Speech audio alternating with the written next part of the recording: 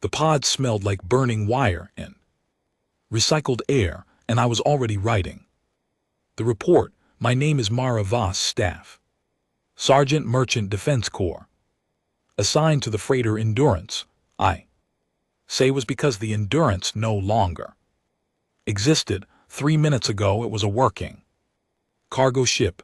Now it was a cloud of metal fragments slowly spreading across the dark between stars, and I was sitting in a survival pod roughly the size of a closet, watching the whole thing through a cracked viewport. I had a cut above my left ear where I had hit the bulkhead.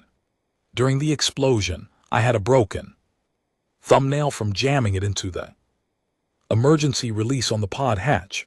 I had 48 hours of oxygen, a tablet with a cracked screen, and one protein bar that I was fairly certain had expired 6 months ago. What I did not have was time to fall apart, so I opened the tablet and started typing. The alien ship was still there. I could see it through the viewport, a crescent-shaped thing 6 km from end to end, black as a closed eye, catching no light at all. It had appeared out of nowhere. No hail, no approach signal, nothing. 1 second the Endurance was running a routine cargo run between the Jupiter stations and the outer belt. The next second a beam of something I had never seen before hit the ship amidships and took it apart in a single breath. I had made it to the pod because I was already suited up for an external inspection. Lucky or unlucky, depending on how you thought. About the next 48 hours, the alien ship did not leave. It held position.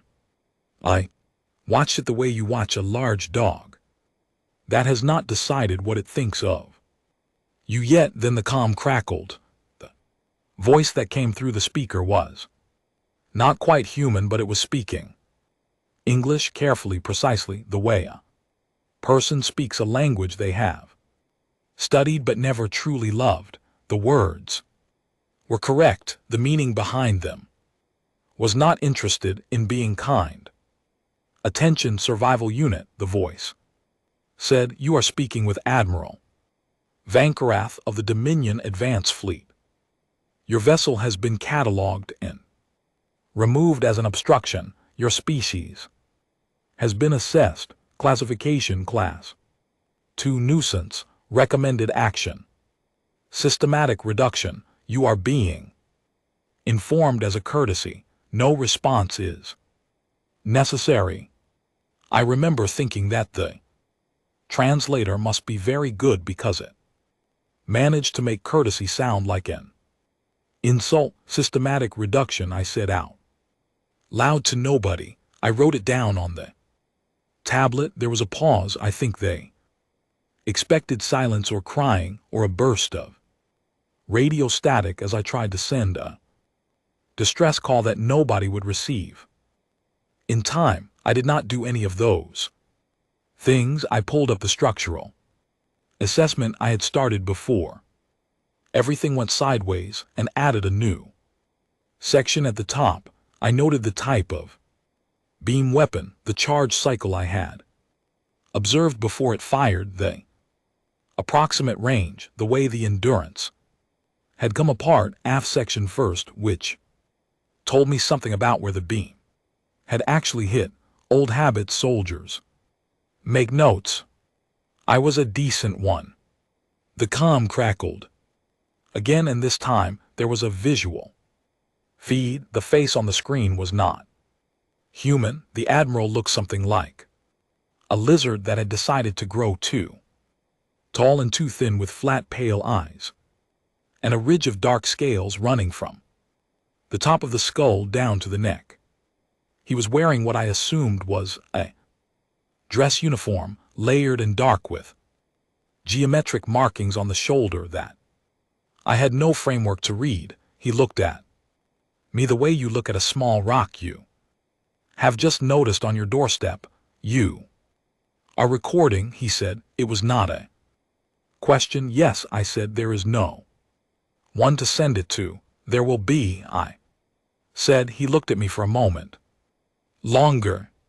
Something shifted in his expression, not respect, more like you might look at an insect that has just done something unexpected, mild curiosity. He was already bored with it. Your species occupies 3-star systems, he said. Your fastest military vessel is a converted transport. With 2 forward guns, you have no faster than light weapons capability. You have no allies in recognized galactic space. You are by every measurable standard not a threat.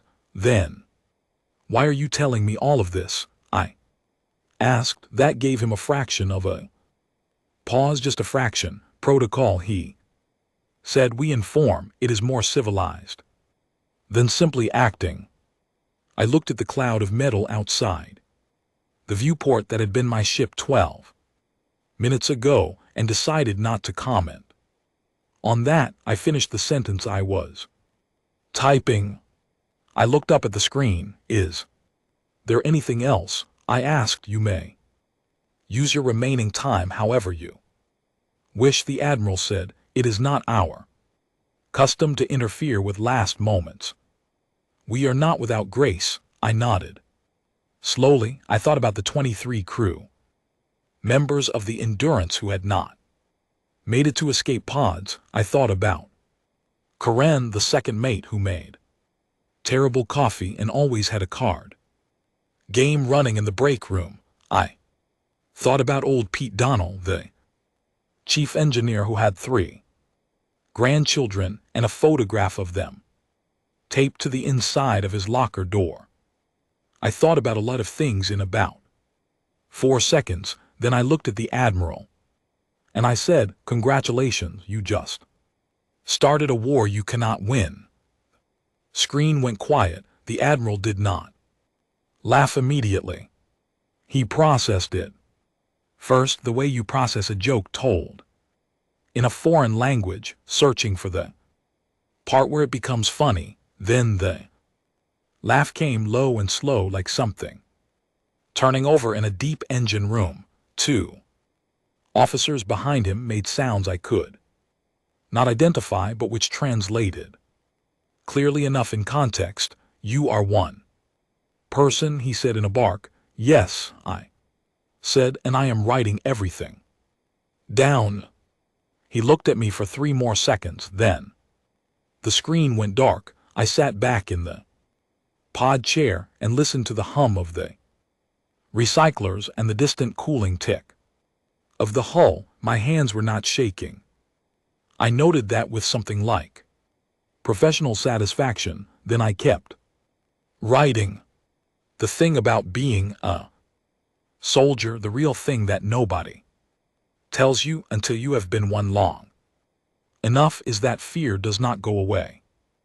It does not dissolve into courage the way stories suggest. What actually happens is that the brain finds a task and locks onto it, and for as long as the task exists, the fear has nowhere to sit. My task was the report, so the fear stood outside the door and waited, and I typed. I noted the physical dimensions of the alien vessel as best I could estimate them. I noted the color, or rather the absence of color, and the way it reflected nothing, not even starlight, which suggested an absorptive hull material I had no name for.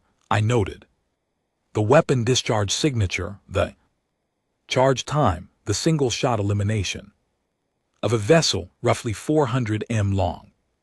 I noted the language capability, the translator technology, the fact that they had studied English specifically, which meant they had been watching us for how long I did not know. Long enough. I noted the Admiral's title, his name as I had heard it, his rank insignia as best I could describe it. I noted the 2 officers behind him, their positions, their apparent deference. I noted that the Admiral had answered my question about why he was speaking to me at all. Protocol, he had said, that meant there was a system. Systems had rules, rules had edges, edges could be found and pressed. I noted that he had not destroyed the pod. That was interesting. I noted it twice, outside the viewport. The debris of the Endurance continued. Its slow, quiet spread across the dark. Somewhere in it was Karen's coffee. Thermos, probably. Somewhere in it was Pete Donnell's photograph. I made a line in the report and I wrote their names.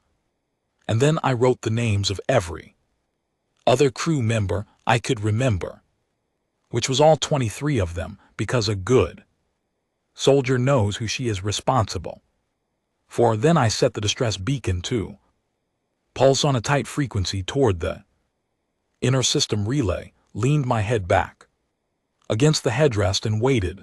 The protein bar was in fact terrible. I ate half of it and saved the other half, because that is also what soldiers do. 14 hours later, a deep-range cutter from the Jupiter Defense Station found the pod. The young lieutenant who opened the hatch looked at me with the wide eyes of someone who had expected to find a body and instead found a woman typing on a broken tablet. Surgeon Voss, he said. The report is almost done, I said. He opened his mouth, closed it, and then said the only sensible thing available to him in that moment. Yes, ma'am. I finished the last paragraph on the way back to the station. By the time we docked, the distress beacon had already forwarded the fragments of my transmission, including the Admiral's words, to every defense coordination channel in the inner system. By the time I walked off the cutter and onto the station deck, 3 generals and a government liaison were waiting for me. The government liaison was already talking before I reached him. Something about verification and protocol and the sensitivity of the situation. I handed him my tablet. It is all in the report, I said. He looked at the cracked screen, the 40-page document. The 23 names at the bottom. We'll need to debrief you, he said. Of course, I said. I pressed my thumbnail, the broken one, into my palm and breathed through the sting of it, just to stay present, just to stay in the room and not somewhere back in that expanding cloud of metal and silence. After the debrief, I said, I would like to know what we are going to do about this. The generals looked at each other. The liaison cleared his throat. Nobody had a clean answer. I had expected that. I had already started working on the next section of the report. That was the beginning. Later, when people talked about the war, when they wrote the histories, when they made the documentaries and the lectures and the long, serious analyses, they always started with the political response or the military remobilization or the first fleet engagement. They started with the big things. I always thought they started in the wrong place.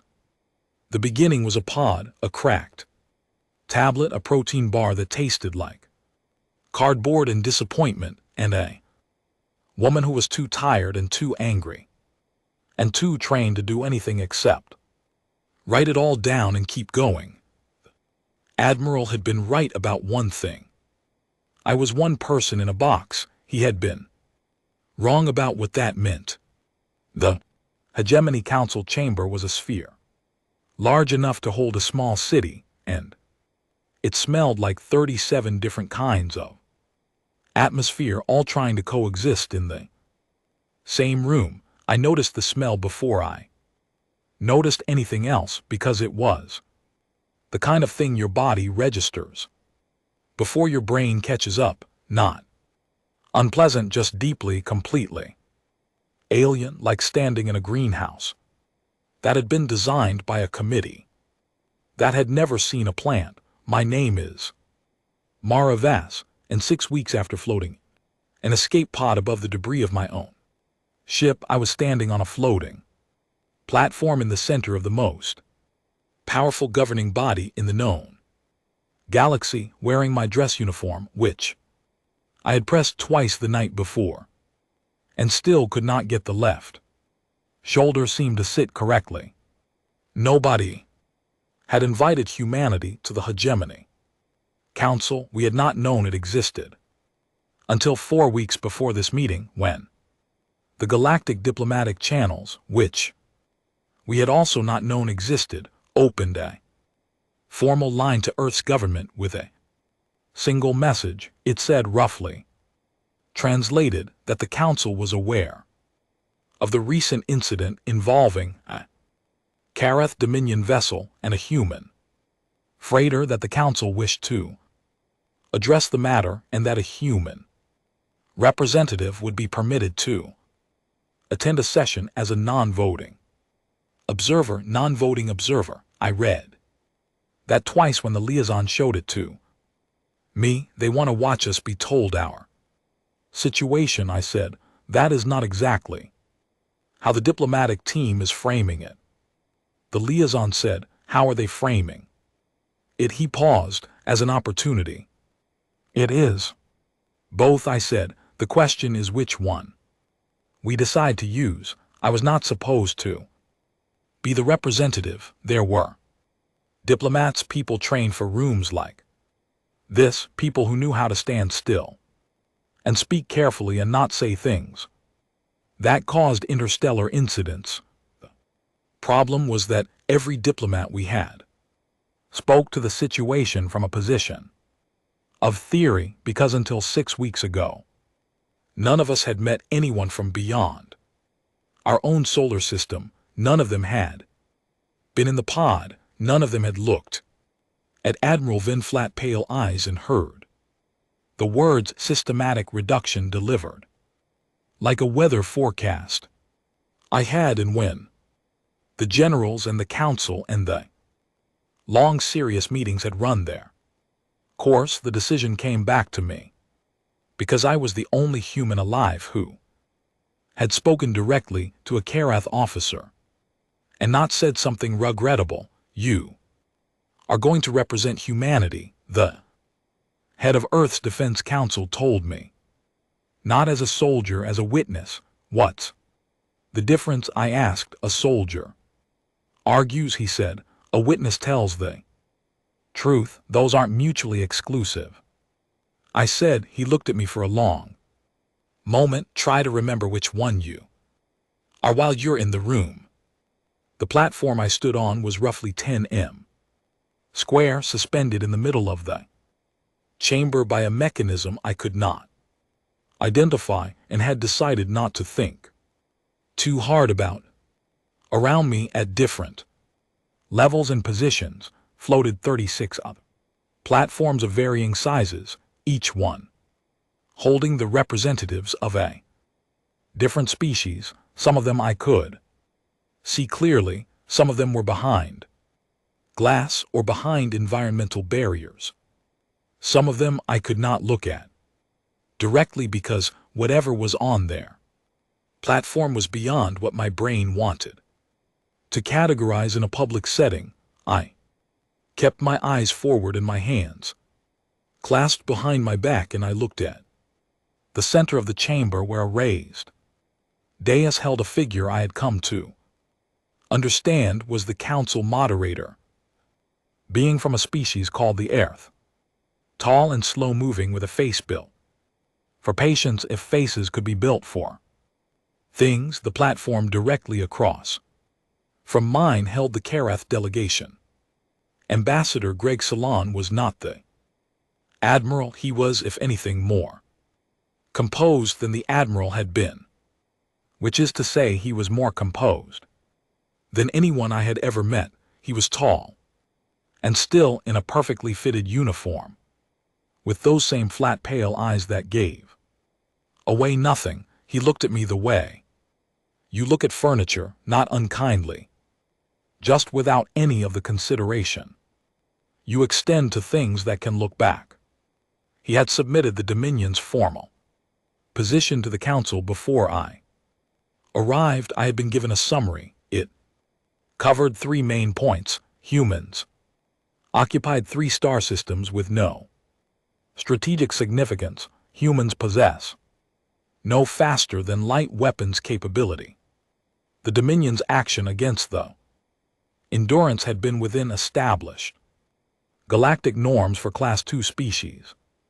Management, which was a phrase I had added to my ongoing report with a note that I planned to have opinions about.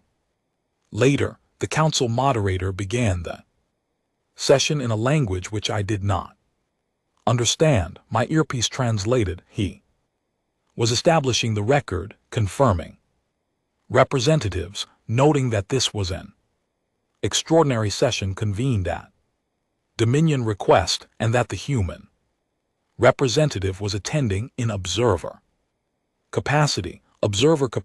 I noted that and set it aside. Greg Solon spoke. First, he was efficient. He did not waste words, which I respected even while the words themselves were making me want to put my fist through the platform floor. He presented humanity the way you present a mildly interesting geological survey. He cited the 3 star systems. He cited the military capability assessment which had apparently been compiled over the last 40 years of observation from deep rain probes we had never detected. He cited population figures, technological development curves, and what he called aggression tendency metrics, which, as far as I could tell, was a number assigned to species based on how often they went to war with themselves. Our number was very high. He presented it without expression. Several of the other delegates shifted on their platforms. I kept my hands behind my back and kept my face neutral and kept breathing. Then Greg Solon reached the recommendation. Humanity represents a manageable risk profile at current development stage. He said, Dominion projection indicates that if left to natural growth, Class II species of this aggression tendency rating will achieve faster than light capability within 80 to 100 standard cycles. At that stage, the species becomes non-trivial to manage. The Dominion therefore recommends immediate reduction to protected species reservation status, which involves relocation of human population centers to 3 designated systems, limitation of technological development, and Dominion oversight of the reservation boundaries. He paused. This is standard procedure, he said. It has been applied successfully to 14 species. It is in our assessment the most efficient resolution to the present situation. The chamber was quiet. The moderator noted the statement for the record. 3 or 4 other delegates asked clarifying questions about the reservation boundary specifications, which they got answers to in calm, practical terms. Nobody objected. I stood on my platform and breathed and thought about Pete Donald's photograph and Corinne's coffee thermos drifting in the cold somewhere outside Jupiter's orbit. Then the moderator turned to me. The human observer is granted 3 minutes of address, he said. As a courtesy, I stepped forward. I had thought about what to say. I had thought about it for 6 weeks in debriefs and in the spare bunk of the transport ship and in the 2 hours before dawn when the station lights were low and the corridor outside my quarters was quiet. I had thought about arguments and appeals and formal statements and the language of diplomacy that I had studied frantically. In the weeks leading to this moment, I pulled out my tablet instead, the one from the pod still cracked. I am going to read you something, I said. This is An excerpt from my after-action report, filed following the Dominion's destruction of the freighter Endurance, on which I was the sole surviving crew member. I could feel Greg Salon watching me, not differently from before, still like furniture, but watching. I read the names, all 23 of them, slowly, clearly. Every syllable. Corinne's name, Pete. Donald's name, the young cargo loader, named Owen Cole, 22 years old, from a small town in what used to be Scotland, who had joined the merchant fleet because he wanted to see the solar system and had apparently seen more of it than he expected. I read all 23 names, and then I lowered the tablet. The chamber was still quiet. It was a different kind of quiet. I am not here to negotiate, I said. I am not authorized to negotiate. I am here because you asked for a human representative, and I am apparently the most qualified human for this room, which should tell you something about where we are as a species in terms of galactic diplomatic preparation. A few of the translated murmurs from other platforms suggested that statement landed with some of the delegates. The Karith representative has described humanity accurately in terms of numbers. I said 3 systems, limited weapons, high aggression tendency, all correct.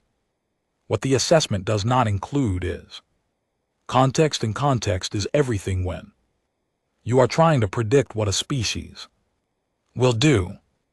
I looked at Greg Salon. Humanity has been fighting wars for 10,000 years, I said, not because we enjoy it, though I understand why the aggression number suggests otherwise, because we could never agree on enough things to stop. Every war we have ever fought, we fought without any backup, no allies outside our own planet, no rescue from somewhere else, just us digging in and refusing to stop until the thing was settled one way or another. I paused. We lost a lot of them, I said. Catastrophically. Cities flattened, populations reduced, entire generations that never got to grow old, and every single time we got back up, not because we are smart, not because we had better weapons, because getting back up is the only response we have ever been able to agree on as a species. Greg Salon had not moved. You are recommending that the council approve reducing us to a reservation, I said. I'm informing you as a courtesy that humanity will not accept that outcome, not because we have the power to stop you right now. We do not. The assessment is accurate on that point, but the assessment is missing the part where we do not stay where we are. We learn, we adapt, and we do not stop. From the edge of my vision, I noticed one of the smaller platforms. On it sat a compact figure in simple clothing from a species I had not been briefed on. They were watching me with an expression I could not fully read, but which did not look like the boredom or the clinical detachment on every other platform. It looked like something else. I would find out later that they were Veth, that they had been a free people before the Dominion's expansion, that they sat in this chamber not as an ally of the Karith, but because refusal would have cost them more than compliance. At that moment, I just saw someone paying attention. The admiral who destroyed my ship told me there was no one to send my report to. I said he was wrong. I sent it anyway, and I am standing here in front of you, which is apparently what happened. As a result, I looked around the chamber. All those platforms, all those species, we are not asking for your help, I said. I want to be clear about that. We are not asking for permission or protection or alliance. We are informing you that we are going to handle this ourselves the way we have always handled everything, which is messily and expensively and without any guarantee of success. What happens after that is up to all of you. I stepped back. The moderator noted the address. For the record, the vote that followed was, as everyone in the room knew it, would be a decision to remain neutral. 35 of the 37 member species voted to take no position on the matter of humanity's situation. The Kareth abstained because they did not need to vote. The remaining abstention came from the small Veth platform. Not a vote against neutrality, just a refusal to endorse it. It was the smallest possible gesture, the kind of thing that does not show up in official records as anything meaningful. I wrote it down. Greg Solon approached me as I stepped off the platform corridor, a thing he did not need to do. He had won the vote. He was under no obligation to speak with me. He stopped 2 m away and regarded me with flat, still eyes. You understand, he said, that this changes nothing. Practically, the Dominion's assessment and its projected actions remain unchanged. I understand, I said. You gave a speech. He said it was a good speech. It will not alter the military situation.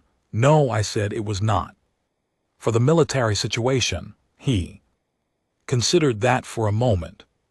Then what was it for?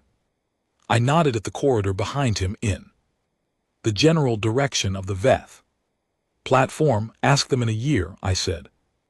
I walked out. In the corridor outside the chamber, I leaned against the wall for approximately 30 seconds, closed my eyes, and allowed myself to feel everything I had been holding back for the last hour. Not fear, something more complicated than fear. The weight of 23 names, the weight of what came next.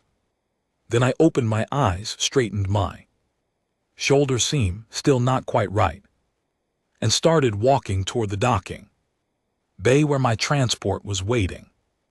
There was more to add to the report. There was always more to add. 14 months after the destruction of the Endurance, I was jammed into a ventilation shaft on a Martian colony the size of a mid-size town, holding a detonator in one hand and a diagram of the colony's water recycling system in the other, waiting for Corporal Dan Finch to stop arguing with me through the earpiece. You are going to flood the main corridor, Finch said. Yes, I said, with recycled water. It is what we have, Dan. There was a pause on the line. I heard him breathing somewhere below me. Through the shaft grating, I could hear the movement of Karath armored units pushing through the colony's outer ring, heavy, deliberate, unhurried. They had 3 full armored columns, air support on standby, and a fleet element in low orbit in case anyone felt like being dramatic about the situation. We had 11 people, a partial power grid, whatever was left in the colony's supply rooms, and a ventilation system that was older than most of the crew. How long do we need to hold? Finch asked. Long enough, I said. That is not a number. 11 days, I said. The relief column is 11 days out. We hold until then, or we give them 11 days of data on Karath. Ground tactics at 0 cost to the relief column. Either outcome is useful.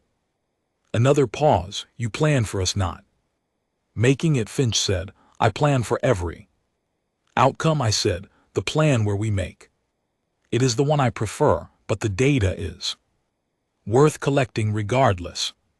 He was quiet for a moment, and then he said something that I wrote down later because it felt true. He said, you know what the strange thing is? That actually Makes me feel better. The thing about fighting a war against a power that is significantly larger than you is that the obvious strategy, direct engagement, matching force with force, is the one you cannot use, so you do not use it. Instead, you use everything else. You use the shafts and the service corridors and the recycling systems and the emergency hatches. You use the fact that the attacking force wants to occupy the colony, not reduce it to rubble, which means they have constraints you do not have. You use the fact that every soldier in your unit has spent their entire life in wells and pressurized tunnels and enclosed spaces where a human body is the right size for the environment and where the equipment the Karath are pushing through the corridors is not. They had a tank. It was a beautiful machine, I will grant them. That multi-directional repulsor system, composite armor, forward weapons array, that could take apart a wall in one pass. It was worth approximately 400 million credits based on the procurement data we had managed to extract from captured Karath communications. It got wedged in the main corridor junction because whoever designed it had not accounted for the fact that human colonial corridors are built to human proportions, not to the proportions of a species that averages half a meter taller. We found out about the wedge when the crew of the tank tried to back it out, failed, and attempted to radio their support column. Owen, not Owen Cole, a different Owen. Owen Park, 26 years old, former communications tech, had been running interference on their frequencies for 6 hours by that point. The tank crew got static. Owen gave me a thumbs up from across the corridor, which is not a gesture he had invented, but one that felt appropriate. I sent 2 people with a portable welding unit they had pulled from the colony maintenance locker. The tank's forward sensor array stopped working 11 minutes later. The official Karath report, which we obtained 4 months after the engagement, described the incident as novel energy weapon deployment against armored assets. I have the report. I read it to Finch over the Vox comm. When I got it, we both laughed for longer than was probably healthy. That is the thing about the war in its early phase that nobody talks about enough. When they describe it later, they talk about strategy and turning points and the eventual political realignment of the hegemony council. They do not talk about the laughing, not because it was inappropriate, but because laughter in impossible situations does not fit cleanly into the serious historical record, and because the people writing the record later were not in the ventilation shafts. We held the colony for 11 days and 3 hours. We lost 2 people. I wrote their names down when the relief column broke through the outer perimeter and reached the colony's main hub. The first thing, the column commander, a captain named Neil Hurst, who had the kind of face that looked like it was always about to ask a sensible question, said when he found me, was command said you held with 11 people, 10 by the end. I said. He looked at me for a moment, then at the state of the colony around us, which was functional but thoroughly improvised, ways that no engineering handbook had anticipated. The tank, he said, welding unit is still in the corridor. I said, we can write it into the after action as a proof of concept if you want. He blinked. A proof of concept for what? Improvised anti-armor technique, I said. For the record. He stared at me for another long second. Yes, ma'am, he said, which seemed to be the appropriate response that soldiers defaulted to when I said things in that particular tone. The broader war in those first 14 months looked from the outside like a disaster. The Kareth moved methodically through the outer settlements, hitting the least defended positions. First pushed toward the more significant colony clusters with the patience of something that had done this before and expected it to resolve itself within a predictable time frame. They were not wrong to expect that. It was a reasonable expectation based on every other species they had managed this way. What they had not planned for was the cost to progress ratio climbing with every engagement. Their initial assessment had projected a 90-day campaign before humanity would enter formal surrender negotiations.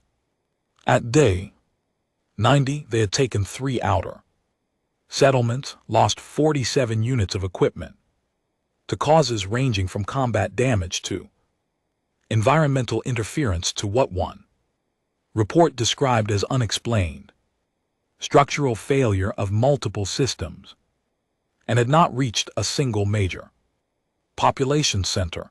At day 180, the projection was revised. At day 270, the projection was revised again.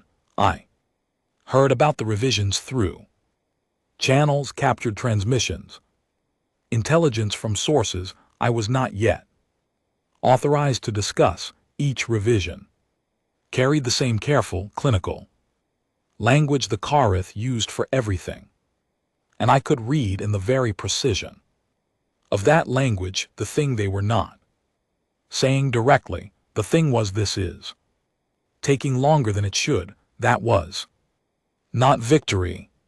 I was careful not to call it victory, but it was data. The Veth were the first to reach us. I say reach us loosely. What actually happened was that 3 Veth engineers, 2 women and 1 man, their names rendered in their own language in forms I could not pronounce and will not attempt to spell here, made contact with our outer signal relay via a modified transmission format that our intelligence desk flagged as potentially significant. It took 12 days to confirm it was not a Kareth trap. It took another 8 days to establish a secure channel. When I finally spoke to the Veth contact, she was calm and direct in a way that reminded me uncomfortably of myself. We have something you need, she said. We want nothing in return except to see what you do with it. Nothing, I said.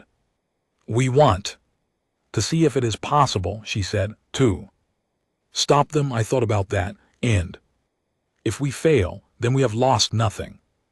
We did not already consider lost, she said, and we will have seen something no one has seen in 400 years. What's that? I said. A real fight, she said. She sent us the shield harmonics, the entire Kareth defensive shield system. Frequency, cycling patterns, resonance, vulnerabilities packaged. Clears throat in a data format so clean and well organized that our weapons engineers, when they first opened it, thought it was a fabrication, because no intelligence package was ever that tidy. It took 6 weeks to develop a warhead that could use the information. It was not elegant.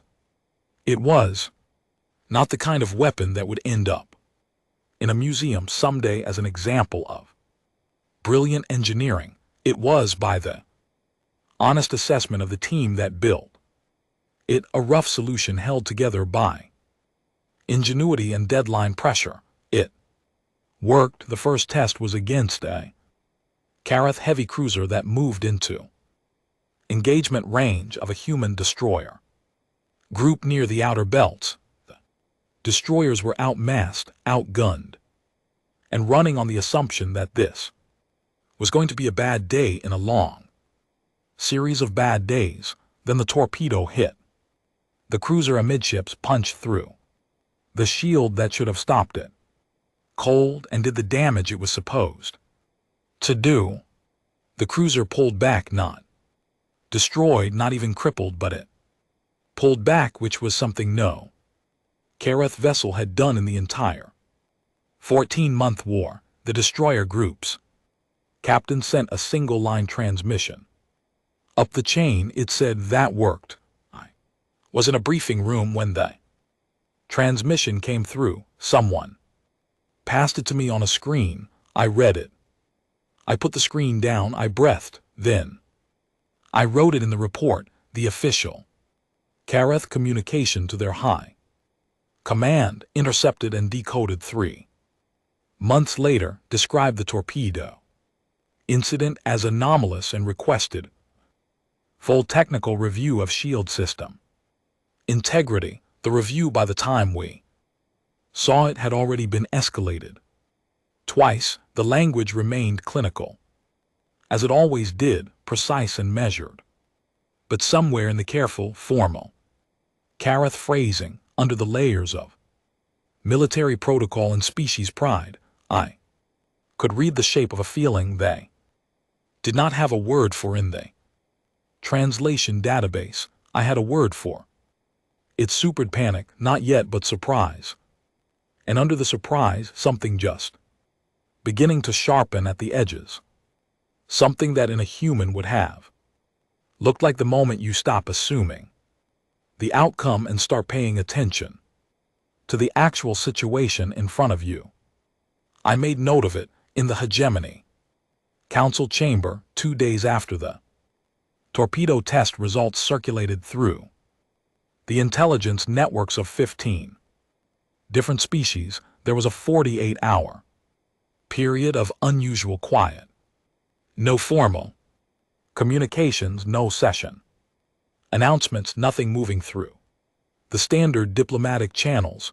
I heard about it from Neil Hurst, who had sources I did not have. They are talking to each other, he said. All of them. About us, I said. About what it means, he said. What does it mean? He was quiet for a moment. I think, he said slowly, that it means the footnote is becoming something else. I thought about that. Don't say it, I said. I wasn't going to say anything, he said. Good, I said, because it is not time yet. It was not.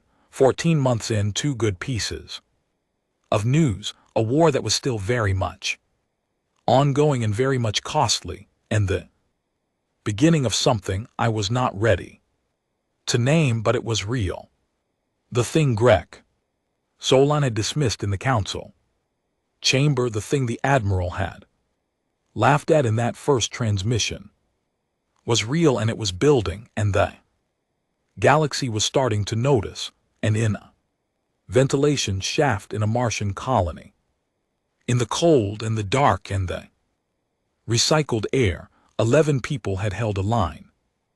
That was where the real story lived, not in the transmission logs or the diplomatic communiques or the fleet engagement reports in the shafts, in the laughing, in the specific stubborn fact of a welding torch sitting in a corridor next to a 400 million credit piece of military hardware that would never move again. I wrote that down. 2 years, 1 month, and 11 days after the Endurance was destroyed, I sat in a transport bay on the edge of the new Carthage colony and read a list of names, my own people, 19 of them. The transport bay had been a supply depot before the Kareth orbital strike that morning. Now it was a structure with 3 walls and a roof and a view of a sky that was still hazy with the residue of what had come down from above. I had been in the medical unit when it happened, 2 stitches above my left eye from a debris hit the previous day. The medical unit was underground, which is the only reason I was reading the list. Instead of on it, I read every name twice, then I closed the tablet and sat with my hands on my knees and stared at the floor for a long time. I did not write an after-action report that day. I did not write one the next day either. On the third day I wrote one. It was the shortest one I had ever filed. It was also the most accurate because by that point I had run out of the energy required to be anything other than completely truthful. I wrote that the engagement had been conducted correctly. I wrote that the unit had performed at a standard that exceeded any reasonable expectation given the conditions. I wrote that the orbital strike that ended the engagement was not a response to anything the unit had done wrong. It was a change in Karath tactics, a shift from ground-based occupation strategy toward punitive aerial operations, which represented a significant escalation and, more importantly, a significant change in intent. They were no longer trying to occupy us cleanly. I wrote that down. Then I wrote what it meant, an occupying force that switches to punitive operations is an occupying force that has stopped believing occupation will work. It is a force that has moved from a plan to reaction, and a force that is reacting is a force that has lost the initiative. I sent the report up the chain, then I sat with it for another day, the meaning of it turning over the back of my mind while the rest of my mind was still standing in that transport bay reading names. The war was changing, not turning, not yet, but changing, which was a different thing, and in some ways more important because turning points are things you recognize in retrospect, while changes are things you can feel as they happen if you are paying close enough attention. The Veth contact, the woman whose name I could not pronounce and had taken to writing in my notes as simply V, reached me 3 days after New Carthage. Her transmission was shorter than usual. 6 more species, she said, did not committed but watching. What changed? I said. The orbital strike. She said, the Dominion does not use punitive strikes on Class 2 species. During standard reduction campaigns, it indicates a regular resource expenditure. They are spending more than they planned, I said. Significantly more, she said, and the other Dominion members have noticed. The thing about an empire, the structural thing that people who have never lived inside one sometimes miss, is that it is not a unified thing. It looks unified from outside, one flag, one fleet, one set of policies applied consistently across every world they touch, but from inside it is a collection of deals and arrangements and implied agreements, all of which are held together by the assumption that the center is strong enough to enforce them. When the center starts spending irregular resources on problems that were supposed to be trivial, the other parts of the empire start doing arithmetic, and arithmetic at that scale is dangerous. V was telling me that the arithmetic had started. What do they need to commit? I said. Evidence, she said. Not just that you can resist, that you can make it cost enough that resistance becomes a rational choice for others. We need a win, I said. You need a visible one, she said. Torpedo was significant but contained. Something at larger scale, I thought about that for a long moment. I have a request, I said. I assumed you would. She said, not weapons data this time. I said, I need logistics, supply chain maps where the Dominion routes materials to the front. She was quiet for a moment. You want to hit their supply structure, she said. I want to know where to look, I said. We will find the rest. It took 3 weeks to get the maps. In those 3 weeks' hegemony, council was convened in emergency session, not at the Kareth's request, this time but at the request of 5 member species who had submitted a joint, formal inquiry into the escalation of the current campaign against what they called in the formal language of the Council a developing species of note. I was invited back, not as an observer.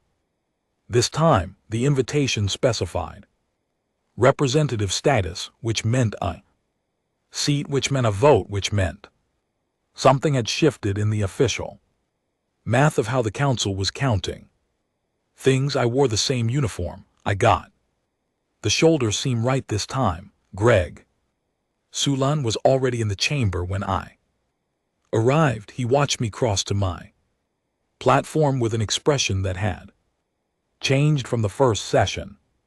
Not much, but enough to notice. Boredom was gone.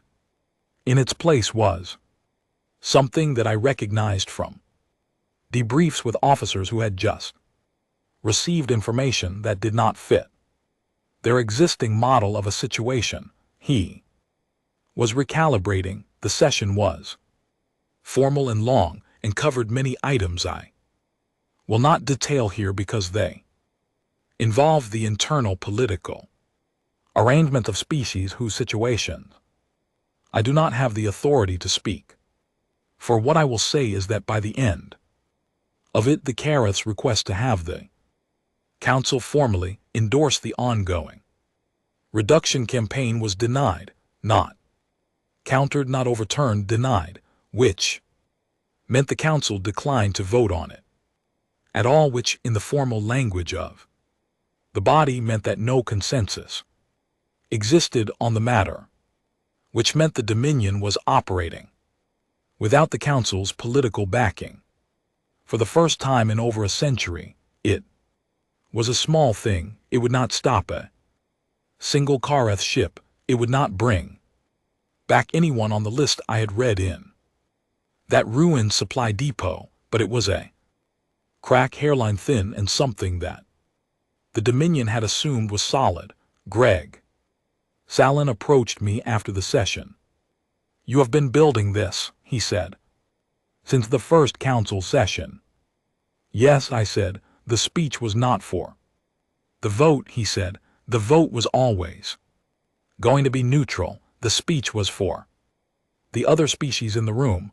"Yes," I said. He was quiet for a moment, which for Greg Salin was the equivalent of a long and searching conversation. "You are more sophisticated than the initial assessment suggested," he said. "Initial assessment was based on 40 years of watching us from a safe distance," I said. "You learned the language. You did not learn the people." He considered that. "The supply chain maps," he said. Quietly, "You have them." I kept my expression exactly where it was. "I don't know what you're talking about," I said. He held my gaze for exactly 3 seconds, then he turned and walked away. And the set of his shoulders told me what I needed to know, which was that he knew, and that knowing it was already a problem for him. Good. The combined strike on the Kareth supply hub at Corridor 7. I am using the human designation, not the Kareth one, which I cannot reproduce accurately, was the first offensive operation of the war. Not defensive, not a holding action, an actual deliberate initiated strike, using a joint force of human destroyers and 2 Veth-sourced intelligence assets that provided real-time guidance on the patrol schedules. It was not clean. I want to be precise about that. It was not clean. It did not go exactly as planned. It cost more than the projections said it would, and in the post-operation debrief, 4 separate things went wrong that had not been anticipated, and 2 things went right that also had not been anticipated. And the net result of all of it was that the Hub was neutralized and the fleet withdrew intact, not elegant, not a monument to military precision, just effective. The Karoth High Command's response was a formal ceasefire inquiry, submitted through diplomatic channels to Earth's government requesting preliminary discussions. I heard about it while I was writing the after-action report for Corridor 7. Neil Hurst brought me the message in person, which he only did when something was significant enough that he wanted to see my face when I read it. I put it down. Well, I said, he said. I picked up the message again and read it a second time more slowly. They want to talk, I said. They want to talk, he confirmed. I thought about the Admiral on the screen in the pod, the flat pale eyes, the laugh. I thought about 19 names. I thought about 23 names before that. I thought about Pete Donald's photograph and Corinne's coffee and Owen Cole, who had wanted to see the solar system. Set up a channel, I said. Let them know we are prepared to receive a formal inquiry. Just like that, Neil said. Not just like that, I said, but yes. He nodded, started to leave, then stopped at the door. Mara, he said, which was a thing he almost never called me. Do you think this is it? I looked at the ceasefire message. I looked at the after-action report beside it. I looked at the crack in the corner of my tablet screen, still there, still the same crack from the pod. I think, I said carefully, that it is the beginning of the part where we decide what it is. He absorbed that, then he nodded again and left, and I sat alone with the two documents on the table in front of me, the report of a fight and the request to stop having them, and I thought about all of it for a long time. Then I started writing. The room where you end a war does not look like anything in particular I had expected. Something, if I am honest, some weight to the architecture, some echo of the significance of the occasion in the way the furniture was arranged, or the way the light came through the windows. I had spent 2 years and almost 4 months in corridors and shafts and ruined depots and the cramped cockpits of transport ships, and somewhere in the back of my mind I had formed a picture of what the other end of all of it would look like. It looked like a conference room, long table, neutral walls, chairs that were reasonably comfortable by the standards of people who had not recently slept in ventilation shafts. The window looked out over a landing platform where 3 shuttles sat at rest, ours, the Karoth delegations, and a hegemony council observer vessel that had arrived without announcement and been permitted to stay on the grounds that their presence might be useful to the record. My name is Mara Vass. I was a staff sergeant.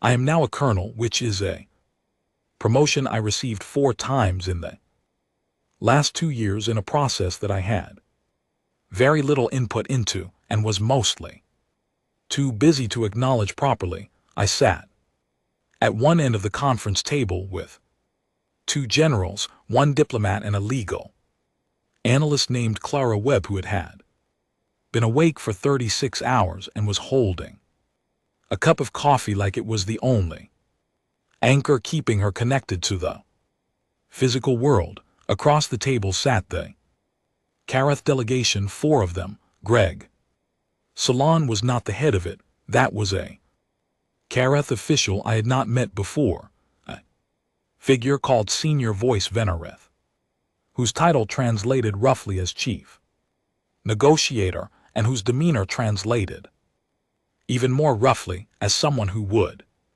very much prefer to be somewhere else. Greg Salon was the second seat. He looked at me when he sat down, and I looked at him, and then we both looked at the table. We had been looking at the table together, metaphorically speaking.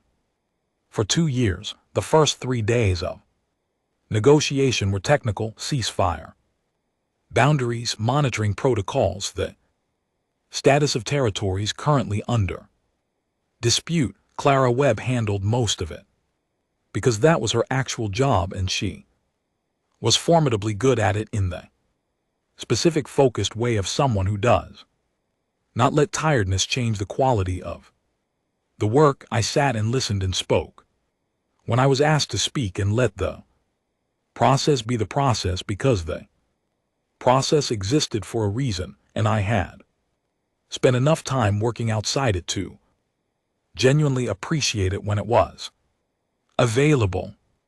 On the 4th day we reached the question of terms. Venereth presented the K-Earth position, which was that the ceasefire should be formalized as a bilateral non-aggression arrangement with both parties returning to pre-conflict boundaries and agreeing to a 10-year moratorium on military development beyond the current threshold. It was, as far as these things went, a reasonable offer. It was the kind of offer you made when you wanted the other side to feel that they had gotten something while you preserved everything that actually mattered. Clara Webb began to draft a counterposition.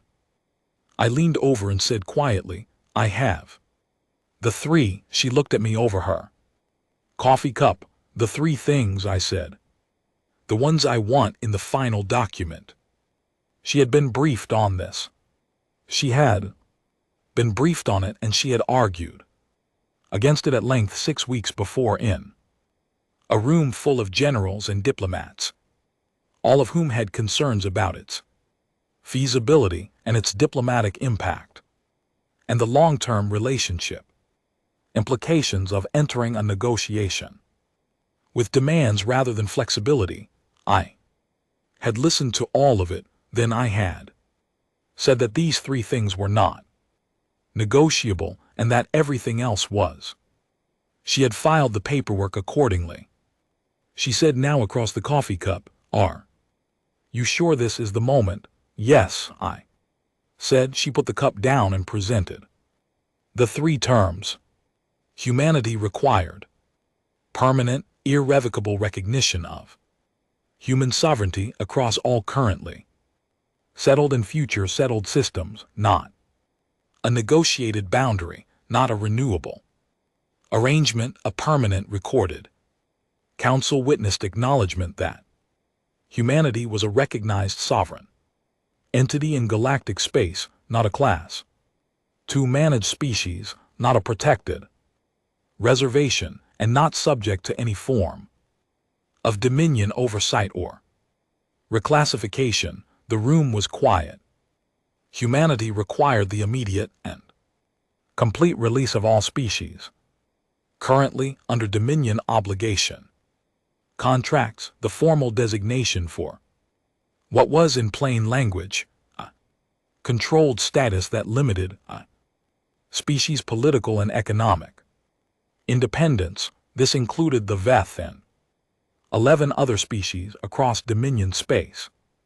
It was not a demand for the Dominion's dissolution. It was a demand that the practice stop, effective immediately for everyone under it. The room was very quiet, and humanity required one permanent seat on the Hegemony Council, non-removable, non-conditional, held in perpetuity as a full voting member.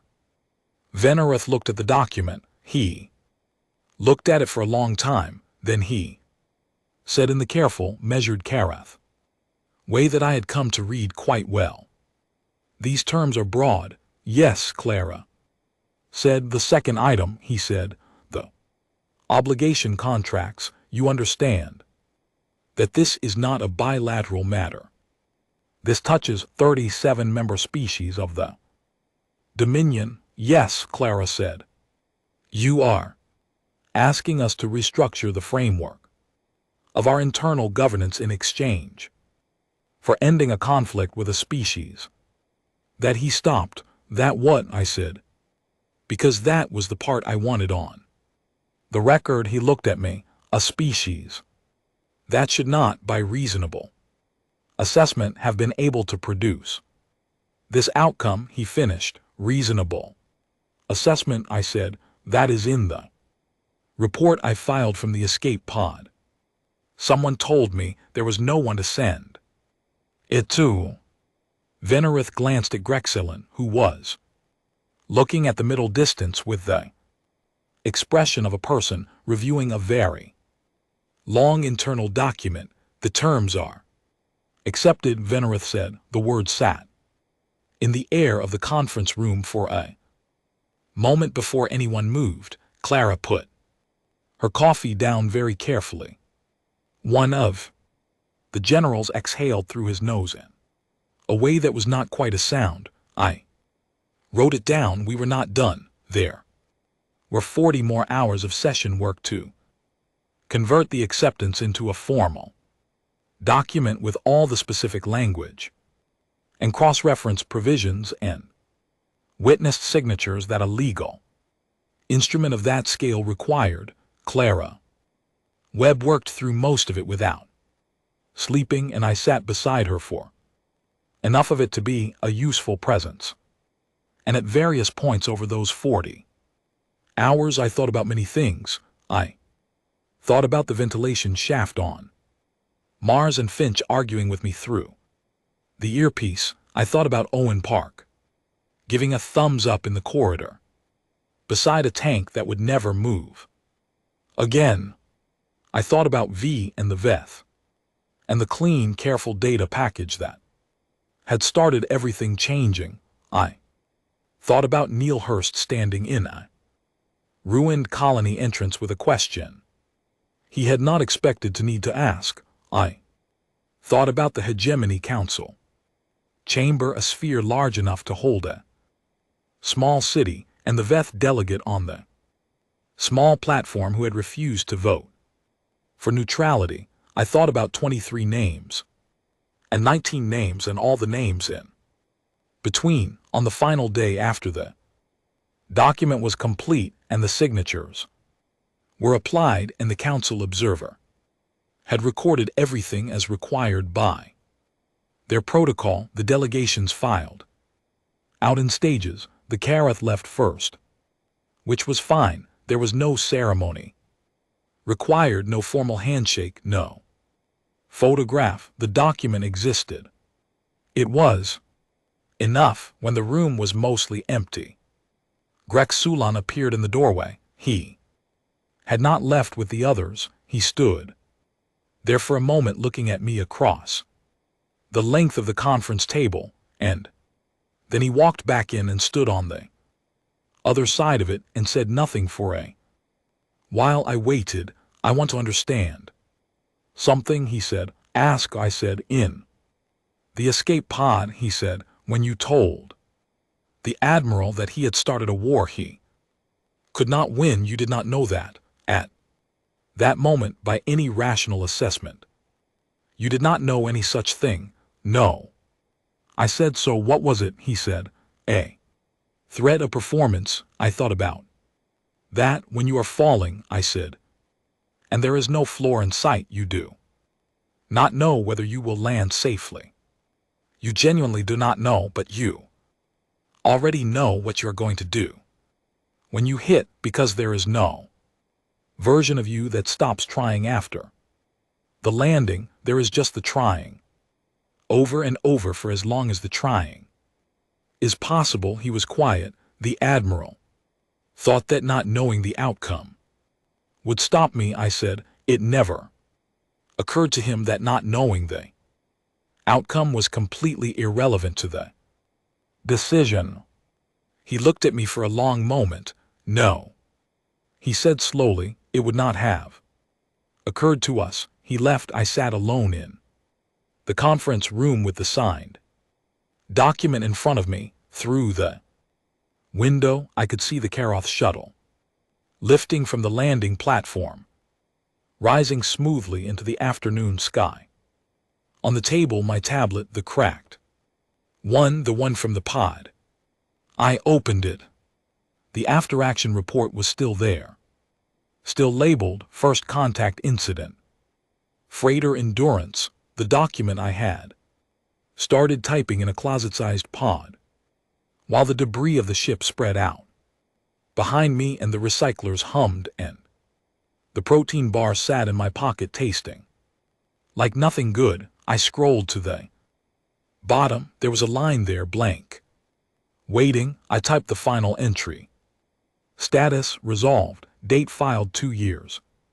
4 months and 3 days following the initial incident. I noted in the formal record that the delay in filing was due to operational requirements. I noted that the delay would likely be flagged by the administrative system and assigned a procedural note. Then I closed the report and sent it. Outside, the Karoth shuttle was a point of light against the sky, getting smaller. In the doorway, Neil Hurst appeared, looking at me with an expression that was trying very hard not to be what it was, which was everything a person feels when something they thought was impossible has turned out to be real. Done, he said. Filed, I said. He nodded. He stayed in the doorway. What now, he said. I picked up the tablet. The crack in the screen ran across the corner. Thin white line bisecting the lower edge, the same crack it had always been. From the same moment it had always come from. I had been offered a new tablet 6 times in the last 2 years. I had declined 6 times. I did not entirely know why, except that the crack felt like it was part of the record, and the record needed to be accurate. Now, I said, we figure out what a permanent seat on the Hegemony Council means, and what we are going to do with it. He absorbed that. He almost smiled. That sounds like a lot of reports, he said. Every word, I said. I stood up. The chair scraped back on the floor of the conference room in the building where the war had ended, in the ordinary, unremarkable room where 2 species had finally looked at each other across a table without the table meaning something other than what a table is supposed to mean. I walked toward the door, in my pocket the cracked tablet. On it 40 reports, hundreds of entries, 23 names, 19 names, and all the names in between. Finch's voice in the earpiece. V's clean, careful data, the welding torch, the tank, the Veth delegate on the small platform, not voting, just watching, all of it exactly as it happened. The scar above my ear had healed mostly, the one on my chin from a bar fight on Titan years before any of this was still exactly what it had always been. I left that part out of the report. Some things are yours to keep.